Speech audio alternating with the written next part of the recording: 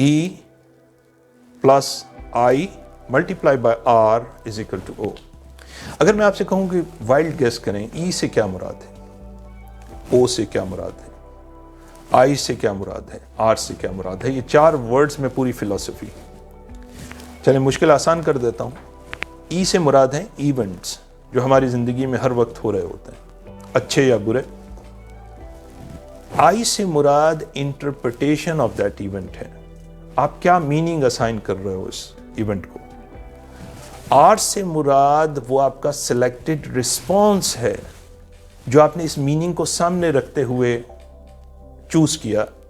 किसी कैसे हैं कि the creator has given us a choice to choose among the choices, but the creator has not given us a dignity to choose the consequence of our choices. I repeat, हमारे खालिक व मालिक ने हमें इख्तियार करने की ताकत दे दी, लेकिन इख्तियार के साथ जो उसके कॉन्सिक्वेंस हैं उस चॉइस के, वो हमें उसने चॉइस नहीं दी। आप अच्छा इख्तियार करेंगे, अच्छी चॉइस लेंगे तो अच्छा आउटकम मिल जाएगा, लेकिन अगर आपने कोई बुरी चॉइस की तो उसका आउटकम फिर आप अवॉइड नहीं कर सकेंगे।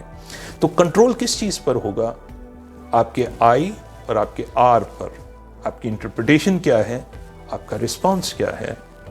तो इक्वेशन के दूसरी तरफ जो O है, दैट स्टैंड फॉर आउटकम, मेरी जिंदगी के रिजल्ट्स, मेरी जिंदगी का आउटकम।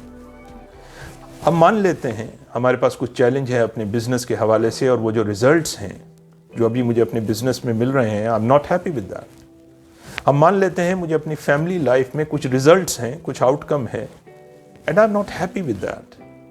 क्वेश्चन ये है कि उस आउटकम को बदलने की क्या इख्तियार, क्या फोकस, क्या चीज़ मेरे पास मौजूद है।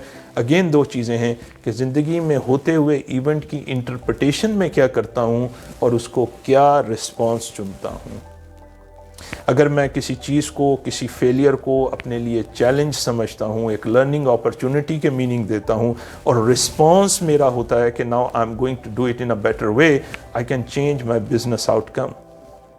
बिकॉज ज़िंदगी में ये जो न्यूरो साइंस है वो ये कहती है कि फेलियर नाम की कोई चीज़ एग्जिस्ट नहीं करती, सिर्फ फेल्ड स्ट्रैटेजीज होती हैं, फेलियर नहीं होता। तो अगर मैंने आज एक फेल्ड स्ट्रेटजी से अपनी फैमिली लाइफ को चला रहा हूँ, आउटकम फेलियर है, तो जब तक मैं अपनी स्ट्रेटजी को नहीं बदलूँगा मेरा आउटकम बदलेगा नहीं।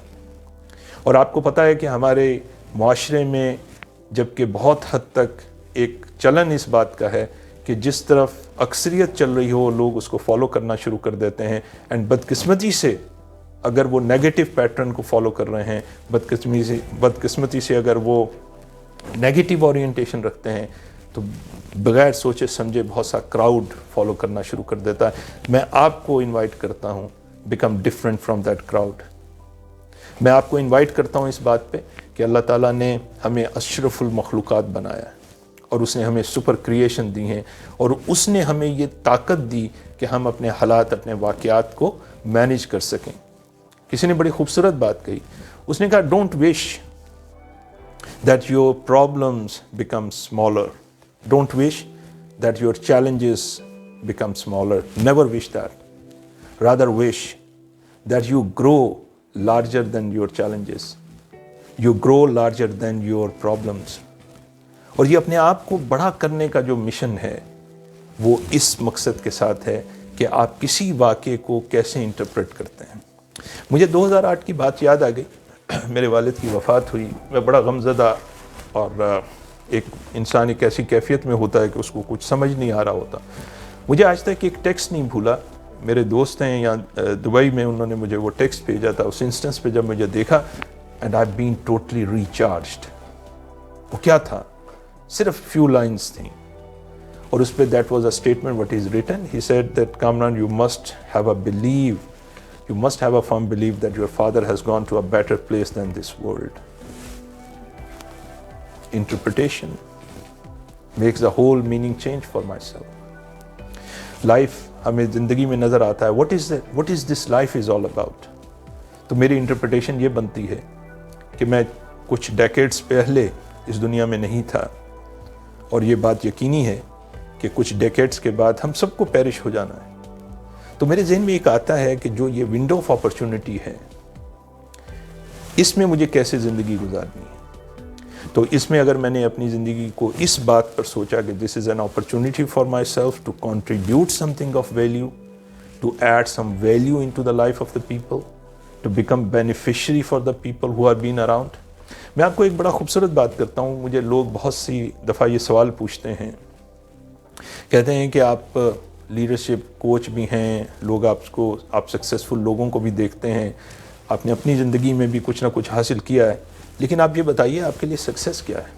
تو میں انہیں بتاتا ہوں کہ مجھے سکسیس کے میننگ ایک نقطے میں سمجھ آئے، ایک چھوٹے سے واقعے میں جو سورہ نمل میں ہے، ایک چونٹی کا واقعہ۔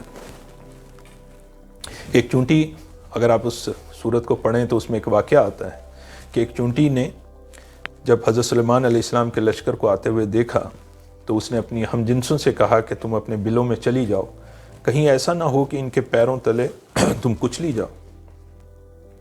تو وہ بات اللہ کو اتنی پسند آئی جو اس چونٹی کو اپنے جیسے ہم جنسوں کے لیے ہوئی کہ اللہ تعالیٰ نے اس کو قرآن میں مذکور کر دیا، اپنے نبی کو سنایا۔